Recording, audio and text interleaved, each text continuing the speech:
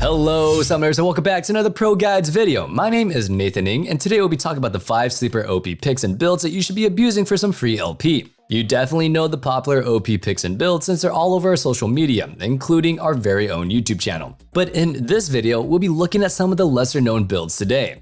We'll start things off with AP Kog'Maw as a bot lane carry. This is an amazingly strong pick when your team is AD heavy, and you'd want a hard scaling AP threat to carry later fights. Honestly, this made a lot more sense once I realized how strong it was, and I don't really know how it hasn't caught on as a more regular thing. Like other mages in the bot lane, playing Kog as AP means that instead of having to worry about tiptoeing around 2v2 trades, you're gonna overpower your opponent with superior pushing power and heavy poke. And that's a really welcome pro to this pick in my opinion. The biggest problem with hypercarry ADCs is that you're usually pretty susceptible to being bullied early game, and if you get stuck with an incompetent support, you're never really gonna have a chance to scale. But since AP Kog'Maw is strong right from the early game, you'll be able to hit your later power spikes much more consistently. Obviously, more items and levels are pretty good on any champion, but with Kog'Maw, reaching your higher ultimate ranks is especially important due to the massive range increase that it gets. At level 16, you can literally pelt opponents with hard-hitting artillery from a full screen away.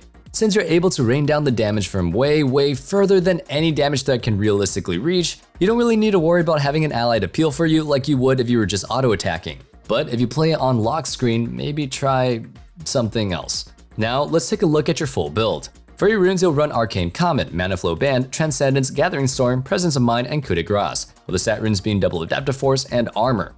For your items, you'll start with the Doran's Ring, then buy Tear of Goddess on an early recall. As soon as you can afford Lost Chapter, you want to reset for it. Once you have that mana sustain, you're easily able to spam E and R to clear waves.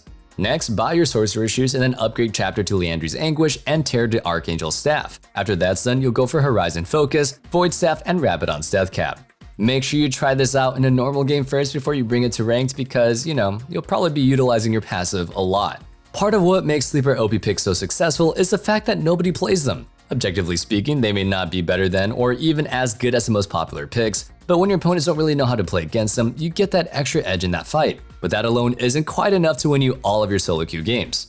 You also need to have the skills to get those early leads and know how to use those leads to win your game. And that's exactly what we're trying to teach you over at ProGuides.com. Our top tier coaches over at ProGuides.com can really help you figure out exactly what you need to work on. They're available 24/7 like Denny's, which is the best place in the world, non-sponsored by the way, so it's never a bad time to try one out. I promise, there's at least one that specializes in exactly what you're looking for. These guys have spent years reaching the top of the ladder, so why wouldn't you want to steal all of their solo queue tips and tricks? All you have to do is click that link in the description. Now, let's get back into the video.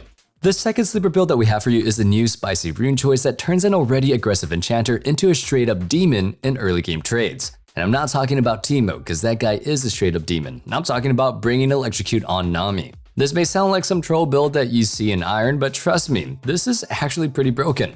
Now, that being said, it's not something that you want to run all the time. In fact, you'll almost exclusively run this when you're playing Nami when paired with Lucian. Lucian's strong trading pattern is key to abusing this combo because of how well he trades with Nami's E. I'm sure most of you guys know, but Nami's E empowers her allies' next 3 basic attacks and abilities. But what a lot of people may not realize is that Nami's E alone is enough to proc Electrocute. I mean seriously, these 3 charges count as 3 separate attacks. And now you probably see where this is going. When you put E on Lucian, he can dash in, get off 2 autos with his passive, and then Q for the 3rd hit, instantly applying all 3 of your E charges and proccing Electrocute. Remember, Nami's E is also buffing Lucian, so it's proccing his Vigilance passive as well as the first 2 autos. This gives an absolutely insane amount of burst damage, and you can very easily get some cheesy kills on opponents that don't really expect it. I've seen even tankier supports like Nautilus and Leona be blown up all in a single all-in. This build is definitely making waves.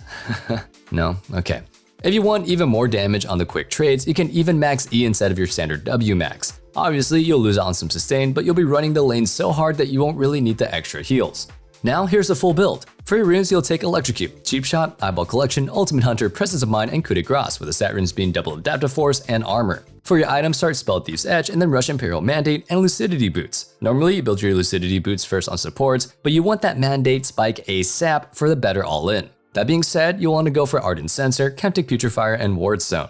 Now, we haven't tested it out too much, but we also theorize that this may work well on Tristana as well. It may not be quite as consistent as it is with Lucian, but adding Nami's E and Electrocute to Tristana's already high all-in power could be really strong. If you do try it out, please come back and let us know how it goes down in the comments below. Yet another super slept on bot pick is Karthus as a bot lane carry. This isn't exactly the newest pick on our radar, as Karthus as a bot carry has sort of always been on our radar as a strong pick, but he still kind of remains super underplayed, especially in lower elos. You shouldn't really be ignoring something with a 55% win rate. It's time that I probably try him out and bring that win rate down a little bit. The reason for his super high success rate is how unbeatable he is in 2v2s. For one, when it comes to shoving waves, no one pushes like Karthus, seeing as he's one of the most spammable AoE abilities and one that's a toggle. You can easily shove in weaker opponents and bully them under tower. Then there's his actual combat strength. If you're Karthus and the enemy bot lane jumps on your support, you easily have the damage to take on one of them. If they go for you instead, well, your support has to just fight them with your passive, which they can't really do anything about, and you're just kind of trading back kills. And being that Karthus is one of the hardest scaling champions in League of Legends, he's able to easily wipe out entire teams later. 1-for-1 trades are always welcome. And then there's one really big selling point that ADC mains should appreciate. Regular marksmen are always vulnerable to being dove in a teamfight. Even if you're 20-0 on Jinx, if the enemy team has enough flashes and ultimates to reach you, you're probably gonna die before you can pop off in the fight. But as Karthus, being dove is exactly what you want. If the entire enemy team is dogpiling on you, all they're doing is making it easier for you to wipe them out, since they'll be standing in your defile and eating your Qs. Plus, dying actually makes you do more damage, since the rune Last Stand will now be in full effect. This gives your ultimate a little bit of extra oomph when you need to decimate the entire enemy team. Anyway, let's go ahead and look at the full build. For your runes, you'll run Dark Harvest, Taste of Blood, Eyeball Collection, Ravenous Hunter, Presence of Mind, and Last Stand, with the stat runes being double Adaptive Force and Armor. For your items, start with the Doran's Ring, then build into Liandry's Anguish, Sorcerer's Shoes, and Zanya's Hourglass. Then go for Void Staff, Rabadon's Death Cap, and either Morellonomicon or Demonic Embrace. Our next sleeper build is one for Kayle. Normally, the cookie cutter build for Kayle is to go for Berserker's Grief, Gnasher's Tooth, and Riftmaker. This is really strong once you have it, but she doesn't really come online for quite a while when you do it. As a result, you're usually just farming and avoiding fights as much as you can. The build that we're looking at today isn't a full overhaul to the normal one. It's just a small tweak that you can use when you end up playing Kayle against a mage by rushing Wit's End and building Merc Treads. This small change really makes her a complete anti-mage. Instead of having to wait for level 11 and her 2 item plus boots core in her standard build, the second that you have Wit's End and Mercs, you can easily run any over mage opponent in mid lane, looking for constant trades on them. Even Vex, who is arguably the most dominant mage in the current meta, is completely crushed by this. This allows you to bypass Kayle's normally weak early game and have much more of an impact much faster. And since Kayle's standard build already has one empty slot that is usually reserved for a defensive item, you can still have insanely high DPS once you reach late game. Anyway, here's the full build. For your runes, you'll run Press the Attack, Triumph, Alacrity, Coup de Grace, Conditioning, and Overgrowth, with the stat runes being Attack Speed, Adaptive Force, and Magic Resistance. For your items, you'll start with the Doran's Blade, then go for Wit's End and Mercury Treads. After that, build your Gnasher's Tooth and Riftmaker. Your last 2 items will be Rabadon's Death Cap and Void Staff. I've personally been super into playing Kayle recently. Solo queue games have a pretty bad habit of throwing games, so whether it's my team squandering a lead or the enemy team giving my team an extra chance to win the game, I can bank on Kayle to give me some of that late game insurance. And that brings us to today's question of the day. Who do you think is the best scaling champion in the game? Now I'm talking full 6 item builds here. Who can carry the absolute hardest if the game goes super late? Let us know your answers down in the comments below. Finishing off our list, we have a more support-ish type of build for Shen top. Shen's normal playstyle is to primarily be a split pusher with the option to join fights with his ultimate. This works really well in most cases, but if you think either A, the enemy team has a champion that you can't beat in a sad lane, or B, it's more of your style to play with your team, then this is an OP build that you should check out. This build gives a lot more haste than normal, so your ultimate is up a lot more. On top of that, you're building some extra shield power, so not only do you have more ultimates, but when you use them, they're a lot more likely to keep your targets alive. And remember, shield power doesn't just affect your ultimate, Shen's passive shield benefits from it too, so even by building to support the rest of your team, you're actually making yourself a little bit tankier in the process. One thing that I like a lot about having more haste is that you get a taunt more often in fights. Most tanks have a lot of disruption in their kits, but Shen's only CC is his taunt. And with it having a relatively long cooldown and being a somewhat short-range dash, sometimes you can only taunt 1 or 2 enemies in an entire fight. Now let's look at the build itself. For your runes, you'll run Grasp of the Undying, Shield Bash, Conditioning, Revitalize, Cheap Shot, and Ultimate Hunter, with the stat runes being Attack Speed, Armor, and HP.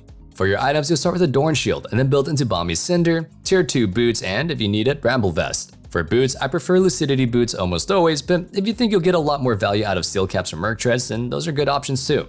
Upgrade your Balmy Cinder to Turbo Chem Tank, and then build into Redemption. After that, you're gonna go for Thornmail and Abyssal Mask. Your last item can be a situational one, but the best general item is Mikhail's Blessing. It gives the same shield power and haste that Redemption does, and allows you to help your carries even more thanks to the CC cleanse that it provides. Anyway, that wraps up our sleeper OP builds that you're missing out on patch 11.20. I hope you guys enjoyed the video, and if you did, be sure you sub so you never miss out on our meta guides, and you're always in the loop on what the best picks are. Remember, let us know what you guys think is the hardest scaling champions down in the comments below. Oh, and one last thing, don't forget to check out our Discord in the description as well, where you can go ahead and discuss the league further, or just hang out and be part of the community. I can't wait to see you guys back in the next video, but until then, stay safe, stay healthy, and have a wonderful day. Peace.